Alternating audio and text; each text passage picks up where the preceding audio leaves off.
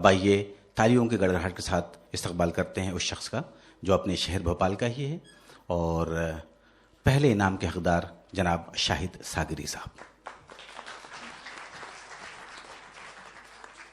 5 शेर मुलाहिजा फरमाइए। मतलब मुलाहिजा फरमाइए कि मिलता नहीं है कोई खरीदार इन दिनों, मिलता नहीं है कोई खरीदार इन दिनों, सूने पड़े हैं शहर के बाजार इन दिनों।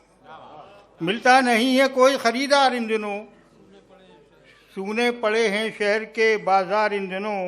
वो दिल मुब्तलाए गर्दिशे दौरा है आजकल, दिल मुब्तलाए गर्दिशे दौरा है आजकल, करने लगा है दर्द का इजहार इन दिनों।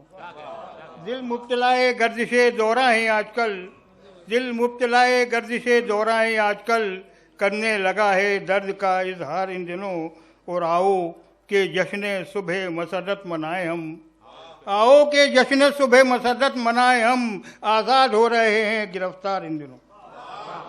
आओ के जश्न सुबह मसरत मनाए हम, आओ के जश्न सुबह मसरत मनाए हम, आज़ाद हो रहे हैं गिरफ्तार इन दिनों। और आलम तमाम अरसे महशर ख्याल है, आलम तमाम अरसे महशर ख्याल है, कोई नहीं किसी का तरफदार इन दिनों।